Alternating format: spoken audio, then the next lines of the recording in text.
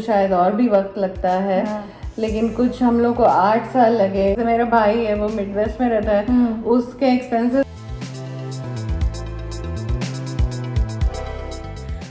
Hello everyone, welcome to another video. तो आज मैं आपको जैसा बताया है कि मैं मॉरिसविले हूँ अपनी दीदी के यहाँ। So she is a research scientist. तो मैंने सोचा कि लाइफ इन कनाडा तो आपने बहुत देखी होगी, लेकिन मैं आपको थोड़ी बहुत लाइफ इन अमेरिका भी बताना चाहती हूँ। तो हम लोग नॉर्थ कैरोलिना मॉरिसविले में हैं और उनसे मुलाकात करते हैं। मिस भावना बरियार। हेलो सो मिस भावना बरियार, आप आज मेरे चैनल पर हैं गौरीज हैप्पी होम। सो मेरी हैप्पी होम की मेरी सिस्टर है। तो आप कुछ अपने बारे में बताएं, अपनी लाइफ इन अमेरिका के बारे में बताएं हमारे व्यूवर्स को, सब्सक्राइबर्स को। थैंक यू गौरी, मुझे अपने व्लॉग पे इनवाइट करने के लिए। और गौरी मुझे विजिट कर रही है यहाँ एटलांटा में, बहुत सुंदर सी शादी अटेंड करके फिर यहाँ हमसे मिलने आई है। तो हम लोग बहुत मस्ती कर रहे हैं यहाँ। दीदी विल सिंग।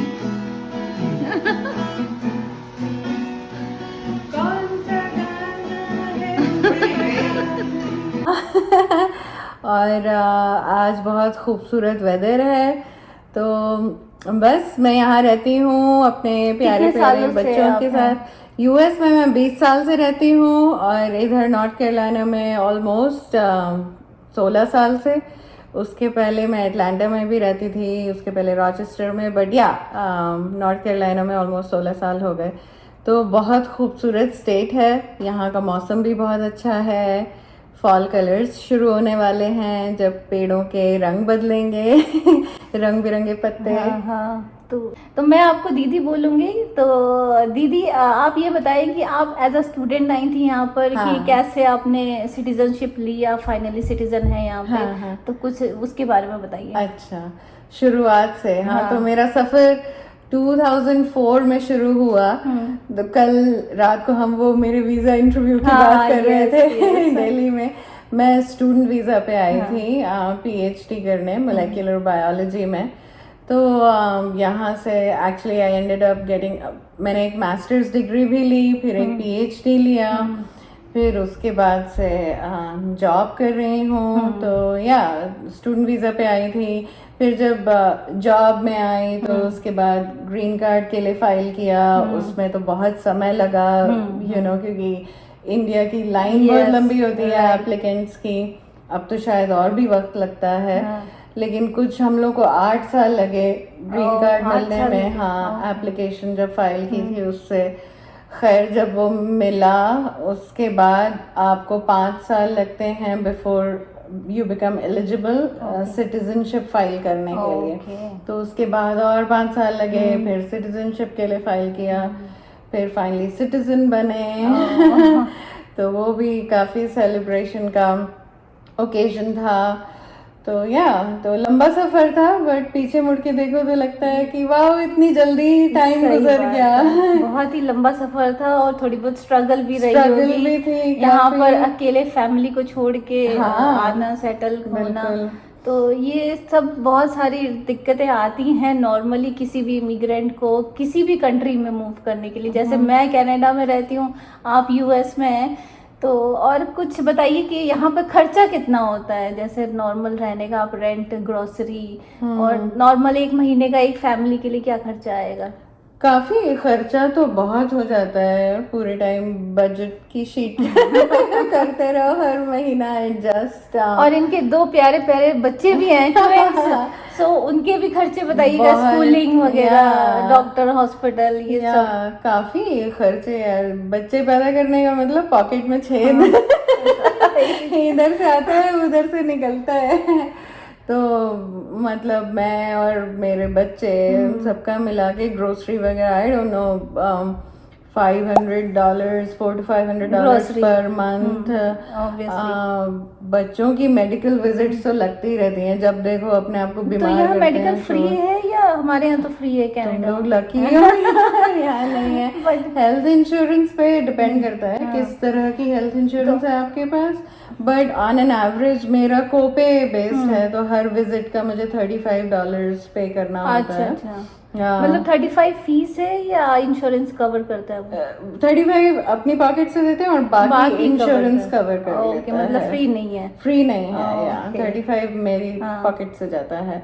और फिर अगर स्पेशलिस्ट को दिखाना हो वो तो अलग। $50 वहाँ अच्छा, देना मतलब पड़ता है, देना और ही है बाकी हाँ पर विजिट। पर विजिट, और ओह। बाकी इंश्योरेंस ओके, कवर कर लेता ओके, है। ओके। तो फिर भी काफी अच्छा है, मतलब depending compare to other insurance plans. और या और मॉर्गेज या रेंट टिपिकली इस एरिया में वो, और जो एक्सपेंसेस हैं वो डिपेंड करते हैं आप किस एरिया में भी एरिया में रह रहते रहे हैं, हो। हाँ, मतलब एक हर जगह का सेम एक्सपेंसेस नहीं है। जैसे मेरा भाई है वो मिडवेस्ट में रहता है, उसके एक्सपेंसेस काफी कम है मेरे एरिया के मुकाबले। तो मैं यहाँ रिसर्च ट्रायंगल पार्क में रहती हूँ, थोड़ा ज्यादा एक्सपेंसिव है। कैलिफोर्निया जाओगी तो वो और भी बहुत ज्यादा एक्सपेंसिव है, वेरी एक्सपेंसिव। तो यहाँ पे ऑन एन एवरेज यहाँ मॉर्गेज या रेंट इट्स अराउंड लाइक 1850, मतलब अराउंड $2000 पर मंथ होता है। तो या तो ये बहुत खर्चा ग्रोसरीज, है। मेडिकल और रेंट ये हो गया, प्लस बच्चों के Entertainment क्लब्स, हाँ। एंटरटेनमेंट एक्टिविटीज, वो that's सब भी। another few $100 per month. So right right. School में मतलब स्कूलिंग इज फ्री और paid? schooling itself is free, but बच्चों की जो अलग अलग क्लब्स activities, और yes, एक्टिविटीज yes. होती हैं उसका फिर उसका से तो पे खर्चा, करना जैसे होता स्विमिंग, है, music class, dance class, everything. या तो ऑन एन एवरेज ये दोनों बच्चे काफी बहुत खर्चा। महंगे हैं। आपकी सेविंग्स भी होनी चाहिए होनी उसमें, चाहिए, मतलब yes. बहुत ही मुश्किल है। Yeah. लेकिन जो स्टार्टिंग की पे होती, जैसे कोई इमिग्रेंट आए यहाँ पे तो स्टार्टिंग में उसको क्या, जैसे मिनिमम वेज ऐसा कुछ है, जैसे कनाडा में है मिनिमम वेज, तो यहाँ पे भी है मिनिमम वेज मतलब होनी तो चाहिए है भी, लेकिन कुछ जगह नहीं होती है। आई थिंक उसके लिए लोग कैंपेन करते हैं, राइट, कि मैकडॉनल्ड्स या कुछ जगह they don't give them minimum wage, but there is approved figure कि इतनी मिनिमम वेज होनी ही चाहिए। तो एक है कि यस इतना इतना मिलना ही चाहिए, उससे कम नहीं पे होना चाहिए। बट हर जगह फॉलो नहीं करती है, और उसके लिए फिर ये लोग क्या प्रोटेस्ट करते हैं कि आपको मिनिमम वेज से कम पे नहीं करना चाहिए वर्कर्स को। और मिनिमम वेज को बढ़ाने के लिए भी काफी समय से वो चल रहा है कि you should raise the minimum wage. तो आप अब वोट कर सकती हैं, तो आपका झुकाव किस तरफ ज्यादा है? जो अभी रिसेंट चल रहा है, इलेक्शन के टाइम हो गए, हम लोग आए हैं, तो ट्रम्प जी को वोट देंगी आपकी? ये ऐसे कमला सवाल आग लगाने वाले पब्लिक फोरम पे मत पूछो प्लीज। ठीक है, इसको अवॉइड करते हैं, वो तो पर्सनल चॉइस है कि हम किसको वोट देना चाहते हैं। सवाल जो सबके मन में ज्यादातर आता है कि अब इंडिया से जब पेरेंट्स को या फैमिली को मिस करते हैं, अब इतने साल आपके हो गए, तो कैसा लगता है दिवाली होली पे कभी फैमिली की तो याद आती होगी बहुत? फैमिली की किस तो तरह ऑफ से कोर्स मैनेज याद करते हैं? आती है। और मतलब अच्छा होगा अगर मेरे पेरेंट्स, मतलब मैं इंडिया तो जाने की कोशिश करती हूँ जितना फ्रीक्वेंटली जा सकूं, और मेरे पेरेंट्स भी यहाँ विजिट करने की कोशिश करते हैं जितना फ्रीक्वेंटली आ सके। तो आना जाना हमारा लगा रहता है। तो बट अल्टीमेटली मैं चाहूंगी कि अगर वो यहीं मूव कर जाएं, मेरे साथ रहें, तो that is the best solution. और जहाँ तक इंडिया के कल्चर को मिस करने की बात हुई, तो फॉर्चुनेटली मैं ऐसी जगह रहती हूँ विच इज़ वेरी डाइवर्स। मतलब यहाँ पे इंडियन पॉपुलेशन बहुत ज़्यादा है, तो सारे फेस्टिवल्स इतनी धूमधाम से मचते हैं कि I'll be honest with you, इतना मैंने इंडिया में भी नहीं देखा है ग्रोइंग अप सेलिब्रेट होते हुए इतने मतलब लैविश स्केल पे जितना यहाँ मैं सेलिब्रेशन देखती हूँ। सारे फेस्टिवल्स, और मतलब वहाँ तो मैं यूपी में बढ़ी ना, पली बढ़ी अलीगढ़ में, तो सारे स्टेट्स के मैंने नहीं देखे थे फेस्टिवल। जैसे गरबा कभी नहीं देखा था। यहाँ तो मैं गरबा इतनी बार जाती हूँ नवरात्रि में, और इतना ग्रैंड स्केल पे गरबा, या बंगालीज का दुर्गा पूजा, तो like I get to experience all the states के फेस्टिवल्स। एग्जैक्टली। तो यहाँ पे बहुत ही ग्रैंड सेलिब्रेशन होता है इंडियन कल्चर के सारे फेस्टिवल्स का, तो I don't miss out on anything. और इंडियन खाना सब कुछ ऑल द मिलता है यहाँ पे। Restaurants are here, I cook when I can and when I can not cook, यहाँ पे एक्चुअली इंडियन लंच सर्विसेज भी हैं। ओह डब्बा service, catering service, this everything. अच्छा, मतलब तो खाना पूरा मिल जाता है सब इंडियन। कुछ है, एवरीथिंग। तो लकीली इंडियन स्टोर्स हैं, Indian ग्रोसरी stores, स्टोर्स हैं, हाँ, सब कुछ है। हाँ। तो आई एम फॉर्चुनेट कि थोड़ा उस जगह रहती हूँ कि जहाँ सब इंडियन कुछ मिल जाए। पॉपुलेशन बहुत है।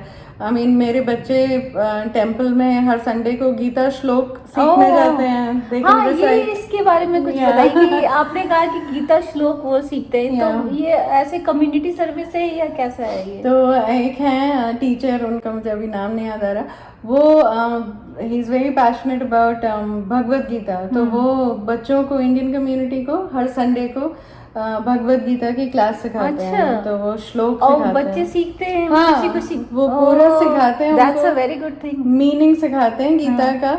और अभी एक रिसेंट फेस्टिवल में बच्चों ने वो पूरा रिसाइट किया, वो हाँ। एक पब्लिक अच्छा। रिसाइटल हुआ था, तो Oh, सारे very बच्चों ने nice. रिसाइट किया श्लोक वहाँ पे। तो मतलब हम फिर भी दिल है हिंदुस्तानी, फिर भी दिल है हिंदुस्तानी, फिर भी दिल है हिंदुस्तानी, फिर भी दिल है हिंदुस्तानी। रहते हैं हम yeah. अमेरिका में, लेकिन हम दिल से Connected Indian to he the हैं। roots. Right, Absolutely. एग्जैक्टली, अपने जड़ों से, अपने संस्कार अपने पूरे इंडियन दिए हैं। Yes. तो इट्स वेरी नाइस थिंग। जैसे अगर आप कोई भी इमिग्रेंट आएगा तो इस तरह की चीजों को अपनाए तो वो इंडिया को थोड़ा कम मिस करेगा। कम हम miss मिस तो करेगा। हमेशा करेंगे। Yeah. पेरेंट्स तो हमेशा लगेगा कि अपने साथ ही रहें, लेकिन उनको भी अपनी मजबूरी है Yeah. कि वो अपना छोड़ के नहीं आ सकते। Yeah. तो वेरी नाइस। आप मेरे कुछ सब्सक्राइबर्स को जो नए इमिग्रेंट्स हैं उनको कुछ कहना चाहेंगे?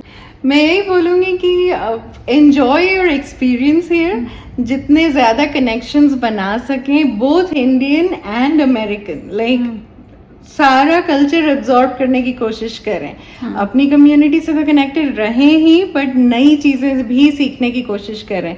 जैसे थैंक्स गिविंग, क्रिसमस, जो अमेरिकन फेस्टिवल्स हैं उनको भी जानने की कोशिश करें। So expand your horizon is my advice. या सो दीदी के एक्सपीरियंस आपने लिया ही कि अगर आपको इंडिया से अमेरिका मूव होना है, और मेरे एक्सपीरियंस है अगर इंडिया से कनाडा मूव होना है तो दूसरी कंट्री में किस तरह से रहते हैं। तो थैंक यू सो मच दीदी अपना वैल्यूबल टाइम No problem. देने के लिए। होपफुली हम लोग जल्दी दोबारा मिलेंगे। Thank you Okay. इनवाइट करने के लिए। Bye bye.